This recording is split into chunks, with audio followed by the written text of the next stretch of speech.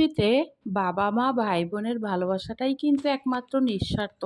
আর সবাই আমরা যে যাকে ভালোবাসি, বন্ধু বান্ধব আত্মীয় স্বজন সবারই কিছু না কিছু স্বার্থ সম্বলিত ভালোবাসা হয়। তো হ্যাঁ বন্ধুরা, আজ আমি কি কিনে নিয়ে আসলাম হাঁটতে গিয়ে সেটাই রান্না করছি। তো সেটাই আপনাদের সাথে কিছুটা শেয়ার করেছি। তো দেখুন বন্ধুরা, কোন এলাকায় কী নামে বলে আমি ঠিক জানি না এই শাকটাকে। তো আমাদের এলাকায় বলে হেলাঞ্চি শাক। তো হেলাঞ্চি শাক এইভাবে বড় যে কোনো মাছ দিয়ে রান্না করলে, আলু দিয়ে যে টেস্ট হয়, এবং এটা অনেক স্বাস্থ্যসম্মত। যদি আপনাদের হাতে কিছুটা সময় থাকে তাহলে থাকুন আমার সাথে। তো চলুন দেখি হেলাঞ্চি শাক পাঙ্গাস মাছের টুকরা দিয়ে আলু দিয়ে আমি কিভাবে রান্না করলাম। যদি আপনাদের হাতে কিছুটা সময় থাকে তো ভিডিওটি না টেনে চলুন দেখি, শেষ পর্যন্ত দেখতে থাকি। এখানে আমি একতাড়া হেলাঞ্চি শাক ভালোভাবে পরিষ্কার করে বেছে নিয়েছি। তারপর আমি যেটা করেছি, একটা প্যানে দেখেছেন আপনারা কিছুটা পানি বলক দিয়ে ফুটিয়ে নিয়েছি। তারপরে আমি শাকগুলিকে দিয়ে 10 মিনিটের মতো বয়েল করে পানিটা ছেঁকে নিয়েছি। তো এখন আমি কাটা পেঁয়াজ রসুন পরিমাণ মতো, এখানে বড় সাইজের 3-4 টুকরা পেঁয়াজ কুচি নিয়েছি, 2টা বড় সাইজের রসুন কুচি নিয়েছি, কাঁচামরিচ 10 থেকে 15টার মতো, আর 1 চামচ লবণ 1 চামচ হলুদ, এগুলো স্বাদ মতো নিয়ে নিয়েছি। তো এখানে আমি পাঙ্গাস মাছের বড় 3 টুকরা মাছ ও কেটে রাখা আলুগুলোকে দিয়ে এখন আমি ভালোভাবে এটাকে মিশিয়ে কিছু সময় জাল করে নিব। তো দেখুন,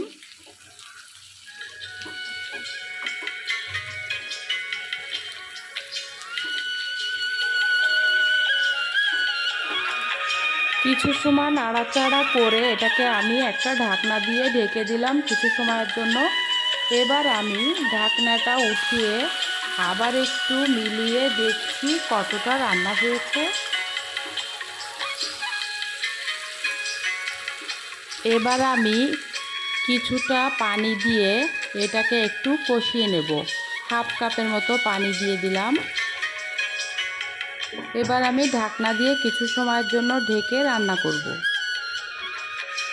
কিছু সময় পর ঢাকনাটা উঠিয়ে এই দেখুন আমার কষানোটা কিন্তু হয়ে গিয়েছে। তো এখন আমি পর্যায়ক্রমে মাছগুলিকে কিছু সময়ের জন্য উঠিয়ে রাখব। তো এখন আমি পর্যায়ক্রমে মাছগুলিকে উঠিয়ে নিব।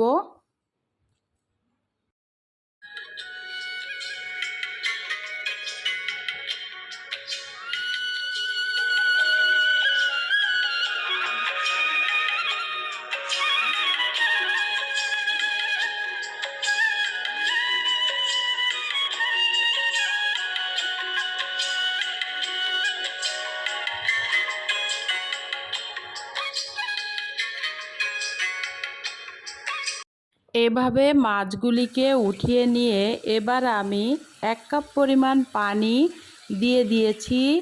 এটা আমি রান্না করার জন্য দিয়ে দিলাম। এটা কিছুটা সময় জাল করব। তো এখন আমি ঢাকনা দিয়ে আবারও কিছু সময়ের জন্য ঢেকে দিয়েছি।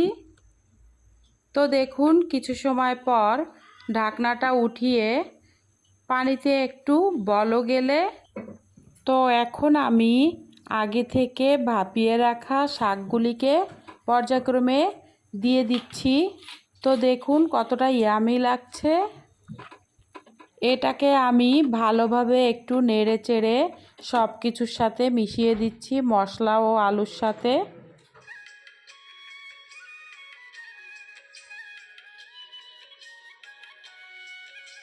তো এই তো কিছু সময় জাল করে নেয়ার পর দেখুন এখন আমি আগে থেকে কষিয়ে রাখা মাছগুলিকে এর সাথে মিলিয়ে দিলাম।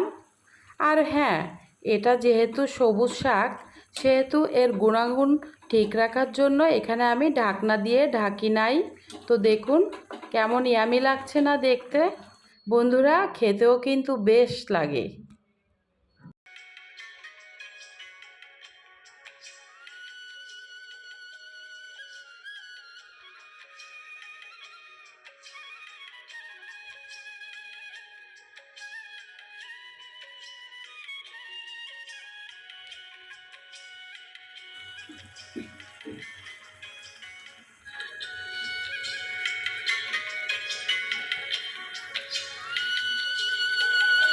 তো এই তো রান্নাটা কিন্তু আমার শেষ পর্যায়ে চলে এসেছে।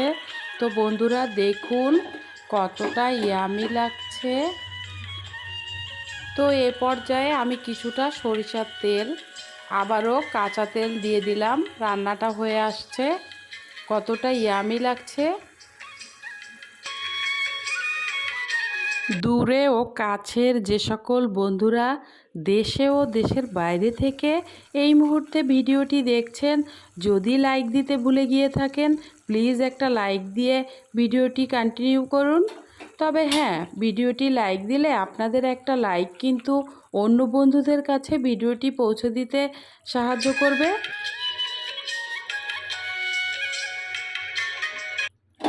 তো এই তো এ পর্যায়ে আমার রান্নাটা কিন্তু হয়ে গেল। দেখুন এই তো আমার রান্নাটা শেষ। তো বন্ধুরা চলুন এখন আমি এটাকে একটা ডিশ বলে ঢেলে সার্ভ করার জন্য রেডি করছি। তো দেখুন, যারা এখনো পর্যন্ত এভাবে হেলাঞ্চি শাক আলু দিয়ে যে কোনো বড় মাছ দিয়ে রান্না করে খেয়ে দেখেননি, অবশ্যই রান্না করে এভাবে একবার হলেও খেয়ে দেখবেন। অনেক টেস্টি ও অনেক স্বাস্থ্যসম্মত একটা খাবার। দূরে ও কাছের দেশ ও দেশের বাইরে থেকে যে সকল বন্ধুরা লিমাস জার্নি পরিবারের সবসময় ভিডিওগুলো ফলো করছেন, যারা এখনও পর্যন্ত চ্যানেলটি সাবস্ক্রাইব করেননি প্লিজ একটা লাইক দিয়ে চ্যানেলটি সাবস্ক্রাইব করে আমার বন্ধু হয়ে যান।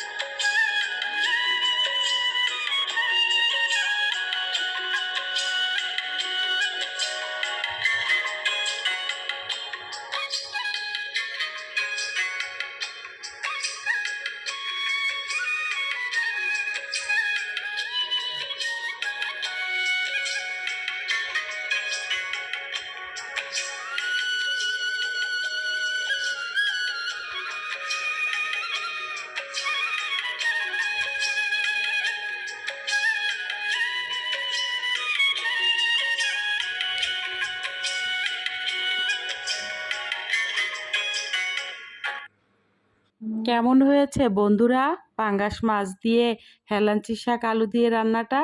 যদি আপনাদের ভালো লাগে অবশ্যই কমেন্টস করে জানাবেন। Thanks for watching this video লিমাস জার্নি। আসসালামু আলাইকুম বন্ধুরা।